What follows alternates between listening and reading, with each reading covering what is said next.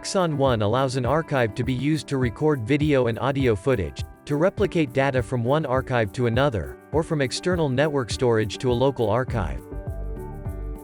To set up an archive for recording, go to the Archive tab. Select the camera. Then choose the recording option in the constant recording drop list.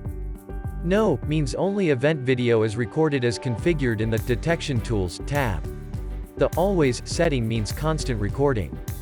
Video footage can also be recorded on schedule, within the preset time slots. The Pre-Record option activates pre-alarm recording into the archive. Enter the value in seconds.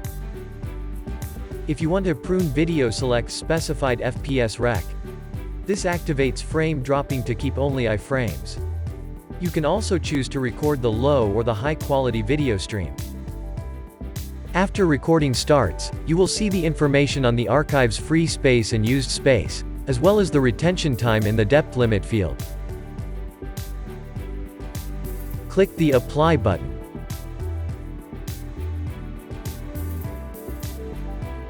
When recording to multiple archives, you have to select the default one. You can change this selection in the Computer Object settings. The default archive will be displayed first when switching to viewing mode.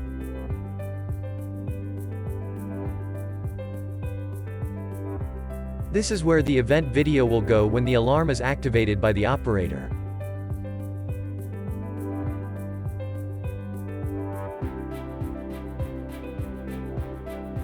In Archive Settings, locate the source volume for data replication from selected cameras. Always specifies constant copying from the selected source. If you select On Demand, you have to copy files yourself, or a macro takes care of syncing recorded video. The archive is now in sync and available for viewing. Data replication from embedded storage is meant to systematically copy video from IP camera memory cards to a local archive. Activate the embedded storage in its settings. It will then be available in the selected video archive settings.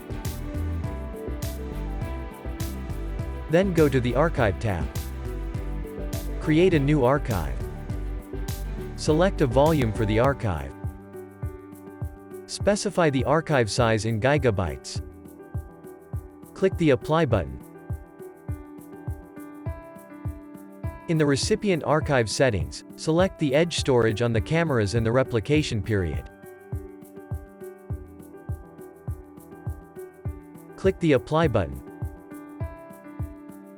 The data is now being copied from the external storage and is available for viewing.